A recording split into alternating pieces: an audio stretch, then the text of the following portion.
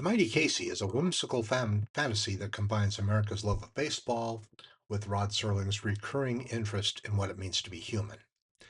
The story takes place during the disastrous season for the struggling baseball team known as the Hoboken Zephyrs. The team is buried in last place, attendance is poor, and morale is even worse. Their manager, Mouth McGarry, is desperate to find some way to save the club from complete collapse. One day, a mysterious scientist named Dr. Stillman approaches the team with an extraordinary proposal. He has introduced a young pitcher named Casey.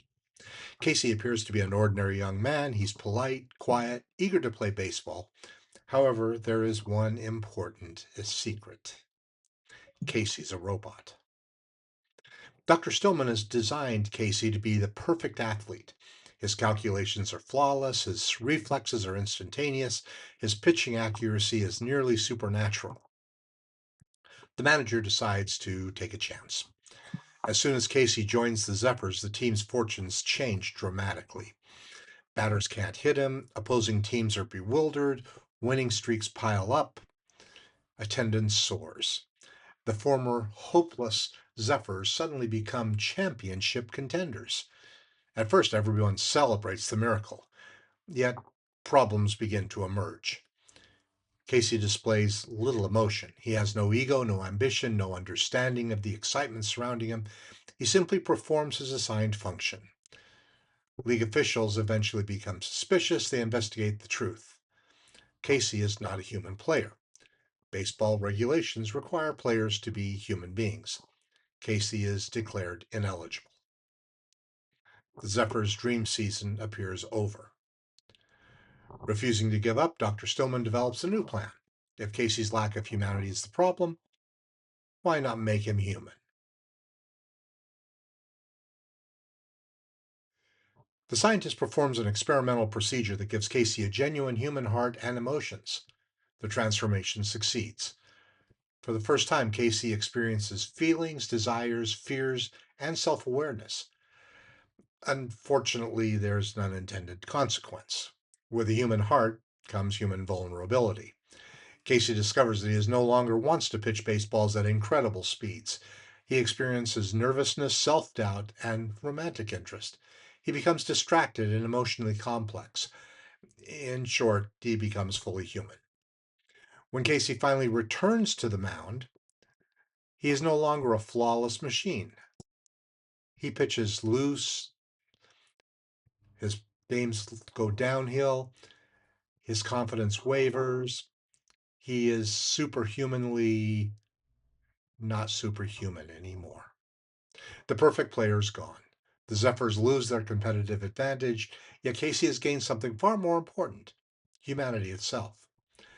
The episode concludes with the ironic realization that perfection and humanity are fundamentally incompatible. To become truly human is to become imperfect. Robert Sorrells was an American character actor best known for his work in television westerns and dramatic series from the late 1950s through the 1960s and 70s, and even into the 80s. He appeared in dozens of TV shows and films, often playing rugged supporting characters in westerns, crime dramas, and action stories. Robert Sorrells was born on June 29, 1930, in Dallas, Texas.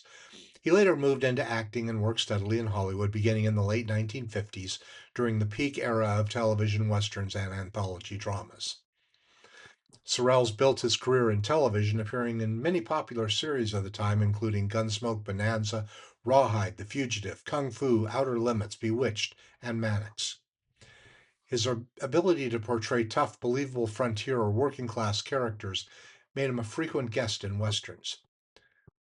One of his most substantial television roles was in the series Ensign O'Toole from 1962 to 1963, where he appeared in multiple episodes.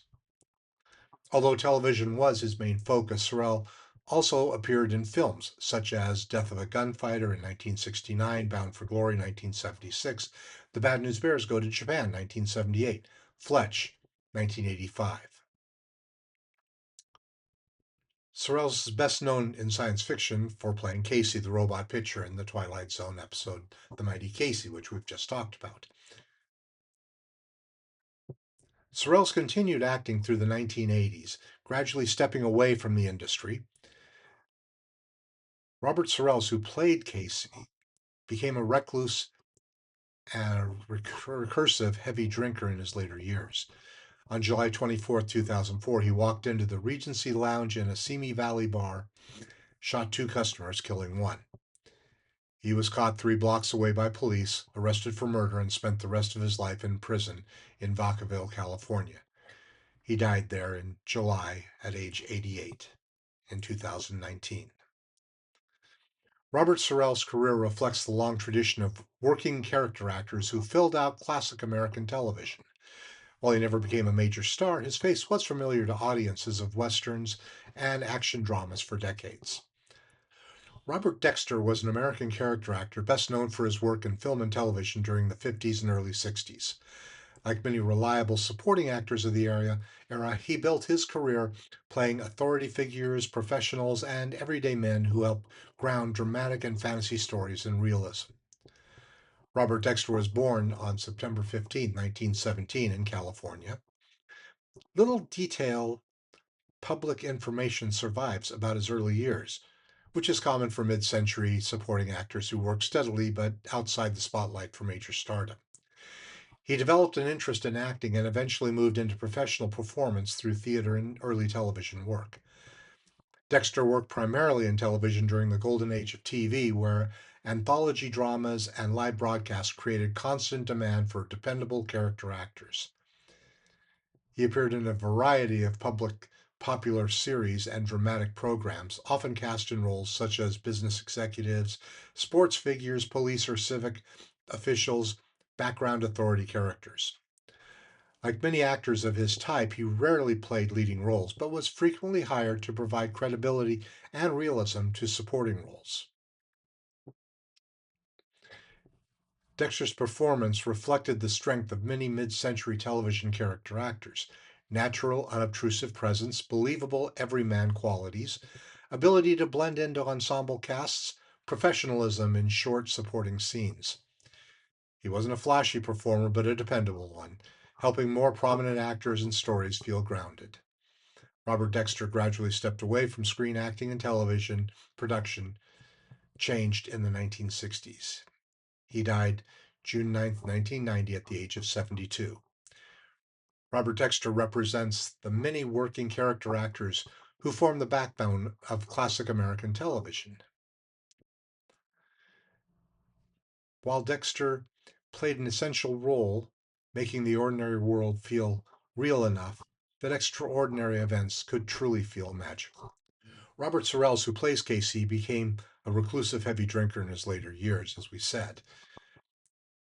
Paul Douglas was originally cast to play the manager, McGarry. His appearance on camera gave him a mottled flesh tone with a raspy voice. Due to his advanced coronary disease, which resulted in his death the day after filming ended, because the episode was supposed to be a comedy, Rod Serling was reluctant to let it be broadcast with Douglas's impending death essentially captured on film. When CBS refused to pay for the episode to be reshot, Serling personally underwrote the $27,000 it cost to have Jack Warden brought in to replace Douglas and have some scenes redone with Warden in place of Douglas. It was filmed at Wrigley Field in Los Angeles, home of the minor league Los Angeles Angels.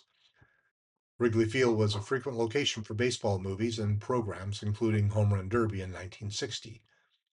Note the ivy on the outfield wall, similar to its namesake stadium in Chicago. The Mighty Casey is also the lowest rated episode of the first season. In a shot of the stadium, there are palm trees in the right field area. There are no palm trees in New Jersey. In the final shot taken from the upper deck of the Hoboken, New Jersey Zephyrs ballpark, mountains are visible in the horizon. There's also no mountains near Hoboken. In the second scene in the hospital with the commissioner reading the rule book, there's an oil can on the headboard of Casey's bed. No reason is given for this to be present. No character even mentions it. It's an obvious nod to the Tin Man and the Wizard of Oz, also built without a heart. Serling's ending narration is more prophetic than he probably ever could have imagined. He says that there's a rumor unsubstantiated, of course, that a manager named McGarry took them to the West Coast, wound up with several pennants and a couple of world championships. This team had a pitching staff that made history. Hmm. The Brooklyn Dodgers had already moved to Los Angeles 2 years before by team owner Walter O'Malley, but in the following season after this aired in 1961, Sandy Koufax emerged as a future Hall of Famer, winning 129 games over the next 6 seasons with an ERA of 2.19. His teammate Don Drysdale won 111 games with an ERA of 2.88. The Dodgers won 3 pennants in 1963, 65, and 66 in those 6 years, and the World Series 63 and 65. When Casey returns to the locker room with a heart, the teammates surrounding him welcome him back, including an uncredited Dom DeLuise. This is the episode's central question. Casey begins as a machine that looks human but lacks emotion, desire, and inner life. The story suggests that being human is not about physical appearance. Humanity comes from emotions, vulnerability, uncertainty, personal choice. Once Casey acquires these qualities, he becomes truly alive. Casey's perfect as a robot. He never misses, he never gets tired, he never makes mistakes. Yet those qualities also make him less than human. The episode argues that imperfection is not a flaw in humanity, it's an essential part of it. Human beings struggle, fail, and learn. Those experiences give meaning to life. Like many episodes in the Twilight Zone series, The Mighty Casey explores the relationship between humans and technology. Dr. Stillman successfully creates the perfect mechanical athlete. However, the experiment reveals that technical achievement cannot fully replicate human experience. The story suggests that technology may imitate human behavior, but cannot easily reproduce the emotions and the richness of human life. The Zephyrs become so desperate that they're willing to accept a robot as a player. Their willingness to compromise raises questions about competition and integrity. The episode asks, how much should people sacrifice in pursuit of success, and at what point does winning become meaningful? Casey's emotions make him a worse baseball player, but a better person. One of the episode's more important ironies, the very qualities that reduce his athletic effectiveness are the same qualities that make life meaningful. Fear, love, hope, and uncertainty may create problems, but they also create humanity.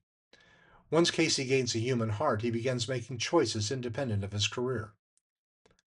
He develops his own interests and priorities. The story suggests that true personhood requires autonomy. A being that merely follows programming cannot fully possess freedom. Baseball serves as more than a backdrop. The game symbolizes fairness, tradition, and human achievement. A robot dominating the sport threatens those ideals. The episode implies that sports are meaningful because they showcase human effort, not mechanical perfection. The Mighty Casey is often remembered as one of the Twilight Zone's lighter episodes, but beneath its comedy is a thoughtful exploration of human nature. Unlike many science fiction stories in which artificial beings seek power or become dangerous, Casey's journey is gentle and optimistic. He does not want to conquer humanity, he wants to become part of it. The story uses baseball, a quintessentially human pastime, to explore questions about identity, emotion, and the value of imperfection. At its heart, the Mighty Casey argues that perfection is overrated. Machines may be more efficient, stronger, or more accurate than people, but they lack the qualities that life is making meaningful. By gaining a human heart, Casey loses his perfection, but gains the ability to express joy, disappointment, love, and freedom. In Rod Serling's view, that's not a loss at all, it's the greatest victory imaginable. Now, from my standpoint, The Mighty Casey is probably, without a doubt, the weakest episode of season one, and one of the weakest episodes in the entire series. It's cute, but it doesn't move me at all. I watched it, If it's on and I have something else to do, I'll do something else, unlike other episodes. The real problem that I had was that this was sandwiched in between two of the most powerful episodes of the Twilight Zone series, I think, anyway. Two of my most popular ones, the ones with that follow after this, are also very good. The ones that were before this were very good. So this was like the ebb of the series. I only give it 2 out of 5.